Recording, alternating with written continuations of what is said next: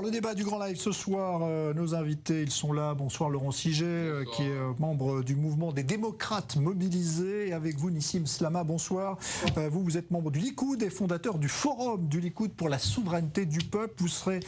Vous aurez la parole dans un instant. Le temps de prendre les dernières infos concernant la situation du coronavirus en Israël. On sait que le gouvernement réfléchit à durcir le reconfinement. Pierre Clochendler, bonsoir. Vous êtes à Jérusalem.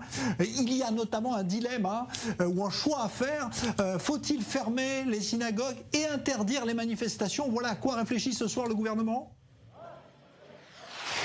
Oui, la réunion du cabinet Corona a été suspendue et reprendra demain à 11h30. Et en effet, le débat a été essentiellement sur le droit de manifester et l'impératif pour les religieux de prier dans les synagogues. Et cela touche vraiment à l'essence même de l'État d'Israël, un État juif et démocratique. Le droit à la prière à l'intérieur de la synagogue, le droit de manifester, deux éléments sacro-saints de la société israélienne qui s'affrontent et se confrontent lors du cabinet Corona avec des menaces de démission de la part du ministre de l'Intérieur, Aryeh Deri. Nous étions là, ici, il y a à peu près 2 heures, lorsque une sorte de petite manifestation de jeunes femmes protestant contre la violence infligée aux femmes, 13 femmes ont été tuées dans le courant de l'année en Israël. Et cette manifestation donc a eu lieu ici sous l'œil passif, bienveillant des patrouilles de police, sans pour autant qu'il n'y ait aucun dérangement à cause de l'interdiction de rassemblement en extérieur de plus de 20 personnes. Il y avait plus de 20 personnes et pourtant la manifestation a bien eu lieu et il est donc nécessaire, selon les membres de ce cabinet dirigé par Binyamin Netanyahou, d'essayer de faire un trade-in, un échange entre l'interdiction des prières à l'intérieur des synagogues et l'interdiction sur les manifestations. Le Premier ministre lui-même s'est exprimé en disant qu'il s'agissait d'une farce. Comment peut-il être concevable que les gens ne peuvent aller au Kotel, au mur, pour aller prier s'ils n'habitent pas à moins de 1000 mètres de distance, alors que devant ma résidence, des gens viennent de tous les coins du pays pour manifester. Il y a une situation d'urgence, a-t-il insisté. Merci Pierre Clochendler, débat qui n'est pas tranché encore ce soir, mais qui évidemment interpelle tout le monde. On va essayer d'en parler justement et d'en débattre ce soir avec vous, messieurs. Votre sentiment, Nissim Slama, sur cette question? C'est vrai que certains trouvent complètement illogique qu'on ne puisse pas prier alors qu'il y a des milliers de personnes qui manifestent tous les samedis soirs, et puis d'autres qui disent bah oui mais bon c'est comme ça, c'est le droit de manifester. Comment vous vous positionnez là-dessus? Je pense que dans la démocratie, il n'y a aucune différence entre le droit de manifester et la liberté de culte. C'est la première chose à comprendre. La deuxième chose, c'est que le virus ne fait aucune différence entre les gens qui se réunissent pour manifester ou les gens qui se réunissent pour prier. Donc il n'y a aucune raison que nous on fasse cette différence. Et si on n'a pas le droit d'être à plus de 20 dehors à l'extérieur pour prier, on ne devrait pas avoir le droit d'être plus que 20 pour manifester. Ça sera exactement les mêmes règles, il n'y a aucune différence, que les règles sont différentes. Et le fait de penser que la manifestation c'est quelque chose de plus important que la prière, c'est une opinion. Il y a d'autres qui pensent que la prière est quelque chose de plus important que la manifestation.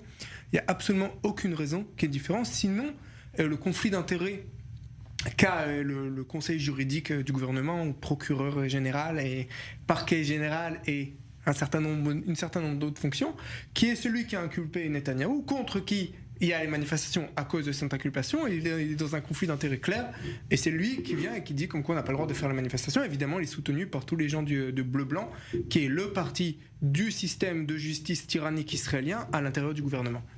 Alors, Laurent Siget, à votre avis, on devrait dire finalement il n'y a pas de raison de faire des différences, on interdit les prières, on interdit aussi les manifestations? Oui, alors non, où on va vers un confinement. D'abord, je rappelais à mon ami Nissim que Mandelblit, il a été nommé par Bibi, comme l'ancien chef. Donc je veux dire, C'est pas un membre d'une espèce de secte qui essaye de faire tomber Netanyahou. Mendelblit, l'ancien chef de la police, et tout ce que vous considérez comme étant une clique essayant de faire tomber Netanyahou, a été nommé par Netanyahou. Donc c'est juste une petite parenthèse. Donc Netanyahou fait Moi je suis, ça on en est tous convaincus. Moi je suis ou pour un confinement total tel qu'il a été en mars, mais le confinement tel qu'il est actuellement fait, c'est une farce. Il faut le dire. C'est ce qu'a dit Netanyahou. Hein. Oui, mais c'est lui qui est au pouvoir, pas moi. Donc si lui il trouve que sa propre politique est une farce, nous sommes pour une fois nous allons. C'est une farce pour vous. Parce que c'est comme on disait en yiddish chez ma grand-mère, c'est nishkahi nishkahi. C'est pas ça et pas ça. Si vous voulez faire un confinement, alors faites un confinement général, pas de problème, comme en mars. Ou faites un confinement, on aurait dû. Et moi, pourquoi je suis opposé à ce confinement tel qu'il est fait actuellement? Parce qu'il y avait on avait nommé ce monsieur Gamzo, là, le bien soi-disant monsieur Gamzo, qui était quelqu'un qui devait mener le projet d'affrontement du corona et de résoudre le problème du corona. On lui a pas donné ni les compétences ni l'autorité qu'il fallait. Et il avait promis de faire un programme qui était un peu ce qu'ont fait les Français, de fermer les clusters, c'est-à-dire de prendre les 40 villes rouges et de les mettre en quarantaine locale, de faire ça de façon locale. Si on avait fait la politique de M. Gamzo, qui n'a finalement pas été du tout appliquée, et qu'après avoir fait cette politique qu'on a proposée depuis le mois de juillet, nous sommes au mois fin septembre, qu'on a proposé cette politique et que ça n'avait pas fonctionné, eh bien, il n'y avait pas d'autre solution que de faire un confinement général auquel j'aurais bien entendu adhéré. Mais comme on n'a pas fait le programme de base qui nous permettait d'appliquer ce programme de M. Gamzo et que maintenant on oblige tout le monde, y compris les villes où il y a peu de cas de corona, eh bien alors la population ne comprend plus. J'ai fait aujourd'hui beaucoup de routes pour des raisons professionnelles. Et les plus grands embouteillages ont été causés par la police. La police arrête à tel endroit, ils vérifient personne, mais ils arrêtent tout le monde. Alors, c'est pas le confinement qu'on a connu au mois de mars, c'est pas un confinement qui va nous permettre de résoudre le problème, à mon avis, non plus des malades. Il faut quand même dire que sur les 1300 personnes qui sont décédées, 37% viennent du secteur orthodoxe, alors qu'ils ne représentent que 10% de la population. Donc je veux dire, il faut dire les choses aussi clairement. Ce n'est pas une question, je vais vous dire, ça ne m'intéresse pas, moi, le problème de la manifestation par rapport à la synagogue. Moi, j'étais à la synagogue vendredi soir, samedi et dimanche. Moi, je prie et je vais faire des manifestations. Dimanche soir, on va à la manifestation. Et vendredi, samedi, dimanche, j'étais à la synagogue. Donc, moi, j'ai pas de problème. Ça ne vous choque pas de voir des milliers de personnes manifester en plein confinement? Ça ne me choque pas parce que d'abord, c'est permis. Ensuite, parce que... D'abord, que le fait que ce soit pas logique du point de vue du gouvernement, c'est le problème du gouvernement, pas le problème des manifestants. Si le gouvernement n'est pas capable d'établir des règles claires et comprises par l'ensemble de la population, c'est le problème du gouvernement, pas le problème de ceux qui manifestent. Alors, vous êtes d'accord là-dessus, Nissim Slama? Non, faut faire la part des choses. Par rapport à toute la politique de confinement, je suis d'accord avec Laurent. Ok, donc là c'est clair. Et il faut faire un confinement qui soit un vrai confinement, qui soit beaucoup plus dur. On est dans une situation très très très grave en Israël. On s'avance vers des milliers de morts, vers un dépassement des hôpitaux. Le gouvernement, qui est un gouvernement de partition entre Bleu-Blanc et le Likoud, c'est pas un gouvernement qui est que par le Likoud, a complètement... Il y a un échec total. Ça, on ne fait pas. Deuxième chose, au bout du compte, le pouvoir en Israël n'est pas au gouvernement, il est chez les conseillers juridiques, chez les juges, etc. Aujourd'hui, Netanyahou ne peut pas... Toujours la faute des autres. Toujours la faute des autres. La députée Bitton, qui est du Likoud, a dit à M. Netanyahou, clairement dans la figure. Je vous laisse crier, comme ça vous me laissez pas finir votre phrase. Prenez vos responsabilités. Nom d'un chien, ça suffit toujours d'en remettre sur les autres. Prenez vos responsabilités. Vous êtes au pouvoir, prenez vos responsabilités. Comme d'habitude, on me laisse pas me faire une phrase. Mais on s'énerve. Prenez une minute de moi. Non, ok.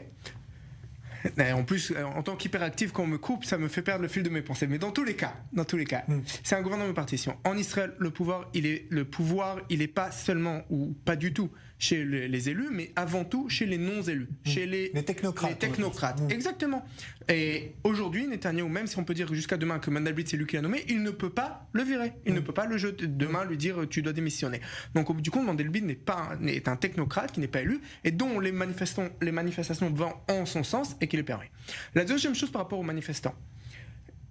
Même si on va dire que 37% des malades c'est du monde des morts, c'est du monde ultra-orthodoxe. D'abord, le monde ultra-orthodoxe vit de manière différente du reste de la population et de manière beaucoup plus, on va dire, il y a beaucoup plus de personnes dans les mêmes familles, dans les cellules familiales, etc. Donc c'est logique qu'ils soient plus touchés. Deuxième chose, les Arabes aussi sont beaucoup plus touchés dans le Nord. Donc c'est les populations les plus à risque. Ok, il n'y a pas de problème.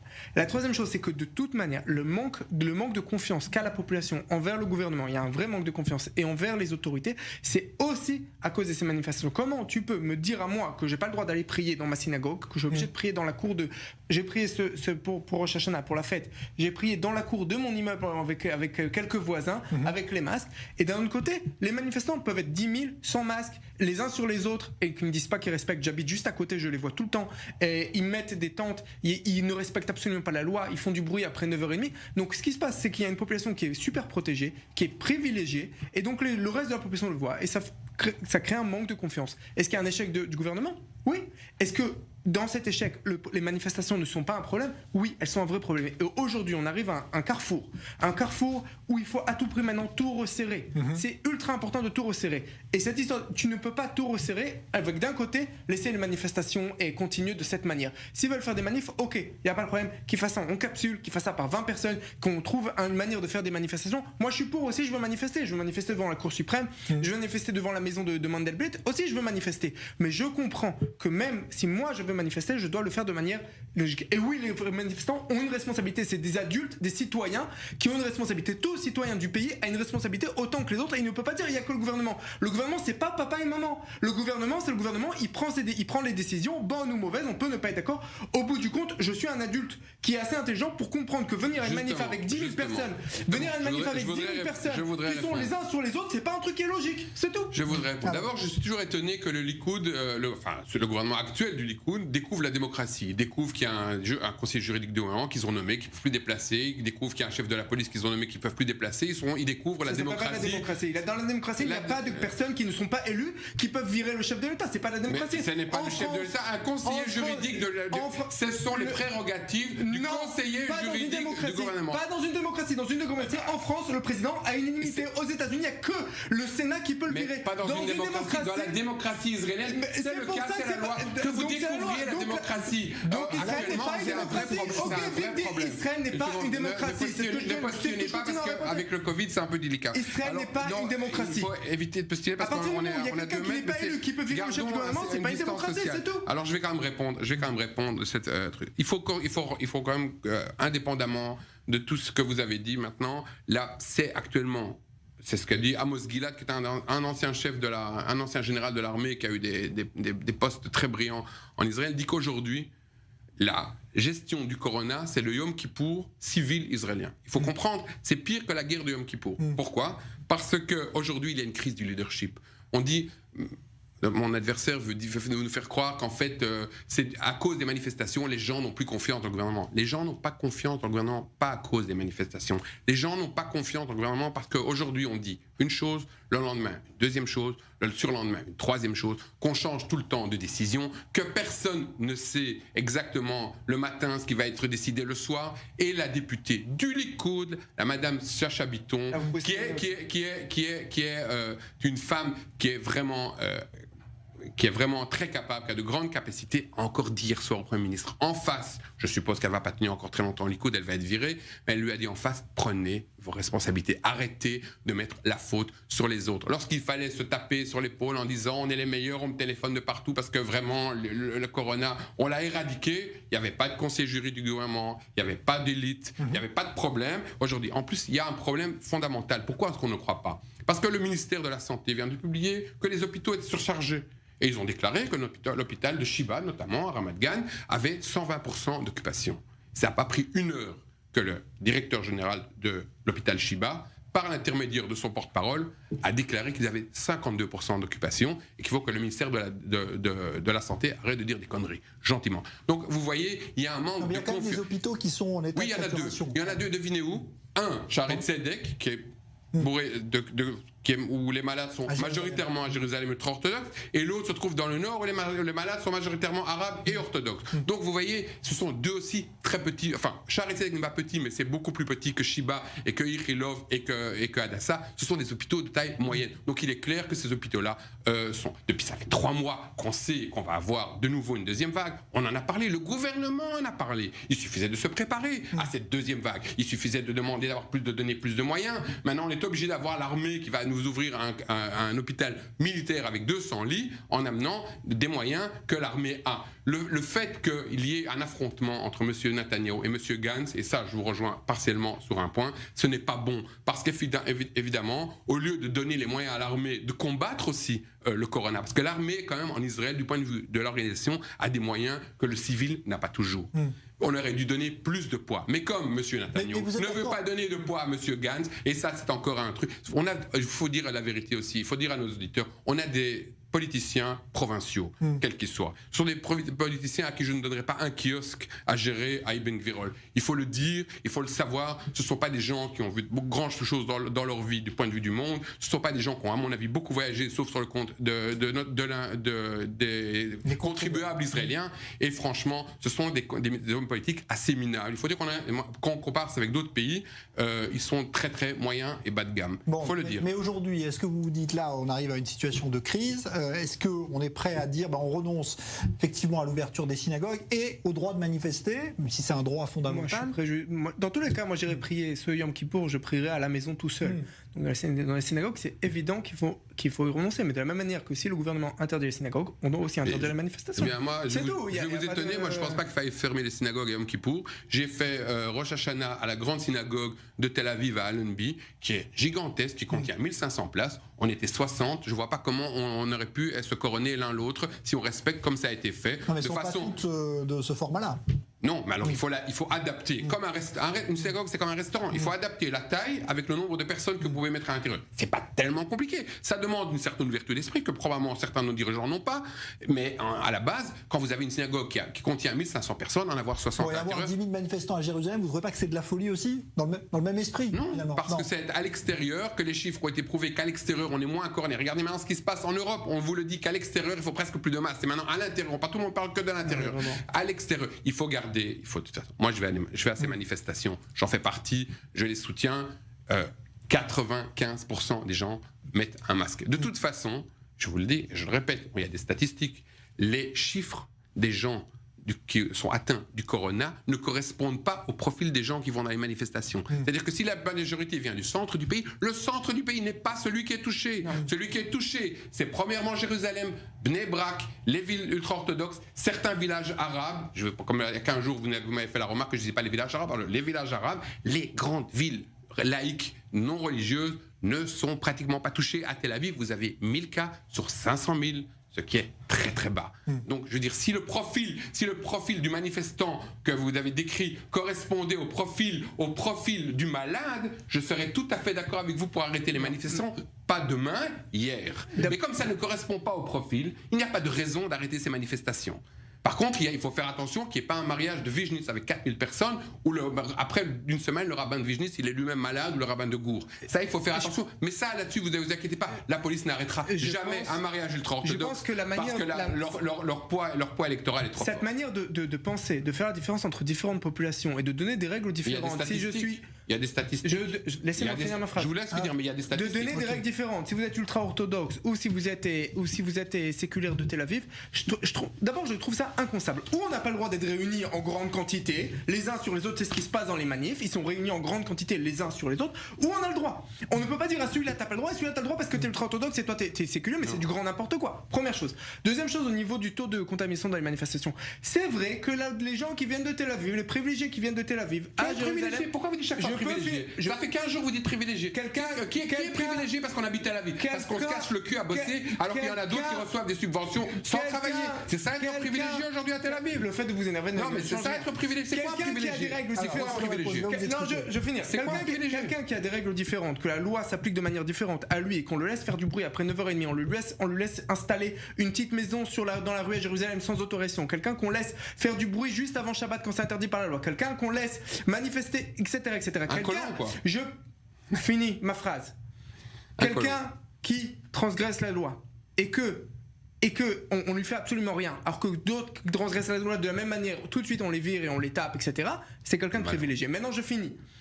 Le professeur Barabash, Tout à l'heure, il n'y a même pas une heure, j'étais dans la télé, dans la voiture, je l'écoutais, le professeur Barabache à la chaîne numéro 12. Il dit de manière claire, jusqu'à quelques semaines, on pensait vraiment qu'à l'air libre, ça change pas grand-chose, il y avait des données des États-Unis. Et aujourd'hui, on se rend compte que oui, que le virus passe même dans les manifs. Donc même aujourd'hui, tout le monde est d'accord, le professeur Gamzo, le professeur Barabache, tous les grands épidémiologues sont d'accord que les grandes manifestations sont un problème au niveau épidémiologique. Alors il y a un peu moins de problèmes que si c'est un mariage de Vigenitz à 4000 personnes. Ok. Au contraire. Est-ce qu'il y a un problème? Au contraire. Finis ma un phrase. mariage de Vigenitz, ils sont tous concentrés sans un masque. Chez nous, tout le monde est concentré avec un masque. C'est ça la différence. Je finis ma phrase. Donc la diffusion R, on appelle ça le R, le nombre de diffusion de personnes, au lieu d'être 2, il va être 1,5. Je lance des chiffres au hasard. Dans tous les cas, ça ne veut pas dire que c'est pas dangereux. Et ça, c'est la première chose. La première chose, c'est que c'est dangereux. La deuxième chose, c'est une question d'image publique. C'est impossible, c'est quelque chose d'incompréhensible que moi, je fasse la fête, au lieu d'aller chez mes parents ou chez les parents de ma femme, avec toute la famille, devant mes beaux-parents. Mes parents ont fait la fête tout seuls à Ashkelon, ils étaient les deux ensemble à Ashkelon. On pouvait pas être avec eux, la famille ne pouvait pas avec eux. J'ai fait ma fête avec ma femme et ma fille qui a 3 ans à la maison à Jérusalem, coincée à la maison. Le lendemain, on a prié dans le truc. Et en même temps, pendant que je suis en train de manger le repas le seder, le repas de la fête, il y a les manifestants qui sont 30 ou 40 ou 50 devant la maison de Netanyahou en train de manger sans masque tranquillement, des gens qui viennent de plein d'endroits différents. Ça, c'est du privilège, monsieur. Le fait de pouvoir faire quelque chose comme ça, c'est parce que si moi j'avais pris ma famille et j'avais une table de 30 personnes à l'extérieur dans la rue, la police en 2 minutes elle serait là, elle m'aurait viré. Mais là, c'est tranquille parce que c'est une manifestation. C'est du grand n'importe quoi. À mon avis, vous connaissez pas les bonnes personnes. Non, mais c'est vrai que ce panneau manifestation dont certains en ont joué avec, il y a des magasins qui ont ouvert et qui ont dit ben voilà, moi je fais une manifestation. Il y a des magasins qui ont mis synagogue. Il y a un falafel à Frischmann, à la rue Frischmann, qui a mis synagogue pour qu'il puisse avoir 10 personnes. Donc ça prouve qu'il n'y a d'abord aucune différence entre les synagogues et les manifestations. D'abord, le problème n'est pas celui. Encore, je reviens. Le problème n'est pas celui ni des manifestants, ni des gens qui veulent aller prier. Le problème, si le gouvernement il est nul, c'est le problème du gouvernement. C'est pas le problème ni des manifestants, ni des gens. Moi, je vais prier. Moi, je veux que la synagogue soit. Moi, Yom Kippour, je serai à la synagogue à Allenby. Ça, je vous le dis. Si vous infantilisez les citoyens, moi, je les infantilise pas et je pense qu'ils ont une responsabilité. C'est pas une question d'infantiliser. Ou c'est permis, ou ce ne l'est pas. Quand les gens ont fait. Quand il y a eu le premier confinement, tout le monde, il y avait 99% des gens qui comprenaient parfaitement quel était le but. Personne n'est sorti, personne n'a rien fait. Tout le monde avait un but commun. À partir du moment où vous prenez des décisions qui ne sont pas comprises, qui sont contradictoires, que l'on change un jour, qu'on le remet l'autre jour, ou celui-ci veut ça, et celui-ci veut ça, ou c'est la chef de la commission du Corona n'est pas d'accord avec le Premier ministre, qui n'est pas d'accord avec le ministre de la... Ça crée un chaos. Ce chaos, il est perçu par la population, et parce qu'il est perçu par la population, il ne donne pas envie de respecter le confinement. Cela va au-delà des manifestants, puisque les ultra-orthodoxes eux-mêmes ont menacé de ne pas respecter le confinement. Les Arabes ont menacé de ne pas respecter le confinement. Il n'y a pas que les manifestants. Les gens de Tel Aviv veulent aller aussi à la plage, parce que on peut aller à la plage, mais on ne peut pas rentrer dans l'eau. Quelle est la différence entre rentrer à la plage et pas rentrer dans l'eau? Oui, rentrer dans l'eau, pas aller à la plage. C'est de la connerie, 100%. C'est pas 100% Bibi Netanyahou. Je m'excuse, mais c'est vraiment... Moi, je suis pas... Vous savez, pour les choses, je suis avant tout un démocrate. Quand il y a vraiment des décisions à prendre et qui sont pour le bien de l'ensemble de la population, comme on l'a pris pour le premier confinement, quel que soit le gouvernement, j'accepterai. Ce confinement, je ne l'accepte pas, j'y suis opposé. Parce qu'on n'a pas fait un travail de base qu'avait proposé M. Gamzo et qu'on est allé directement à la chose la plus pénible, ce qui va entraîner, on n'a pas parlé ce soir, des conséquences sociales et économiques qui vont être dramatiques et il y aura plus de morts. Et ça, je vous le dis parce que ça, moi, je connais quelqu'un de très très bien placé à l'hôpital qui me l'a bien fait comprendre parce que je lui ai téléphoné 1 heure avant l'émission et qui m'a dit qu'il y aura plus de morts dans les hôpitaux dû au fait qu'ils ne soient pas allés à l'hôpital qu'aux morts qu'il y aura par le corona. Parce que les gens maintenant ils ont peur d'aller à l'hôpital, ils ne se font plus soigner. C'est le cas en Italie, c'est le cas en Espagne, ce sera bientôt le cas en Israël et vous aurez plus de morts dus au non-traitement de problèmes de santé qu'au nombre de morts dus au corona. Et ça c'est le vrai drame. Alors d'abord quelqu'un qui soutient le système judiciaire ne peut pas s'appeler démocrate. Mais à part ça, on reprend sur le côté pagaille. Le gouvernement vraiment a fait du pagaille. Mais le fait qu'on veut continuer à manifester, alors qu'on est dans une telle situation, je pense que c'est inconcevable. Il faut arrêter d'infantiliser les manifestants. Ils doivent comprendre d'eux-mêmes qu'ils doivent rentrer à la maison. Allez, on arrête là-dessus. Merci à tous les deux. On verra ce qui est décidé par le cabinet Corona. Merci Laurent Siget, merci Nissim Slama. Dans un instant, nouveau journal complet avec David Neyman. Évidemment, vous restez connectés sur i24 News. C'est permis, il n'y a pas d'interdiction à ce niveau-là. Yes.